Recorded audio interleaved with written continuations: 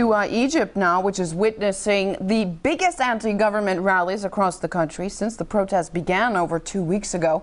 It comes despite attempts by authorities to introduce constitutional reform to help manage a peaceful transfer of power. Well, Human Rights Watch says almost 300 people have died as a result of the revolt.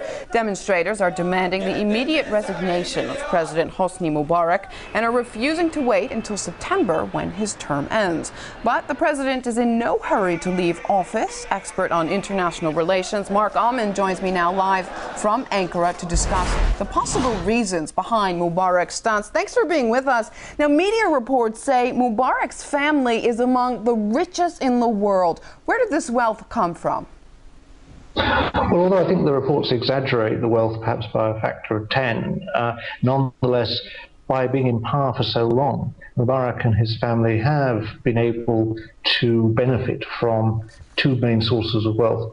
There's been an enormous amount of American military aid and direct grants from the US taxpayer to Egypt over the years, and also from foreign investors.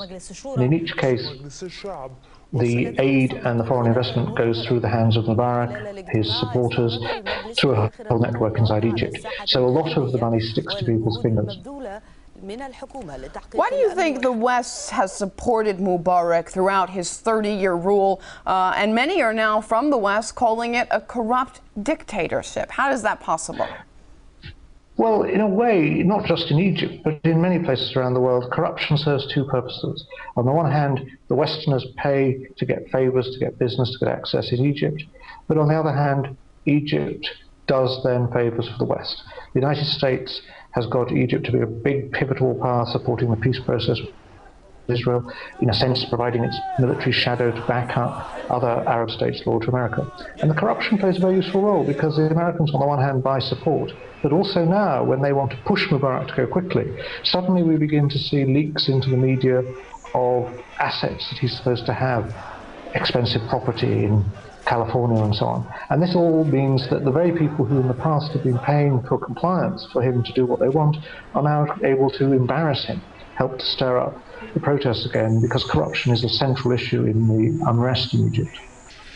You're saying the West has apparently provided political grounds for Mubarak to build up such a huge amount of wealth. What are they getting in return then? Well, you see, for instance, Western companies, arms companies in particular, American ones, make huge profits out of selling the vast weaponry that the Egyptian army has. But the United States gets the geopolitical influence that Israel would like to have also. Let's say Egypt makes peace with Israel. It also has been a bulwark against the more radical Arab states in the past. Mubarak was very hostile to Saddam Hussein before 2003. His troops in the past have been a threat to Libya if the Libyans get out of line. So there has been a two-way trade. But now, as Mubarak has outlived his usefulness, of course, to some extent, the United States has been saying we'd like him to go quickly. He's a stubborn man, he admits it. Now, by embarrassing him by these revelations about financial claims and assets of his family, that, of course, helps to push him further towards going quickly. Well, with that said, you saying that Mubarak has outused his usefulness, do you think he'll last until September? Are we expecting this crisis to be resolved as you see it?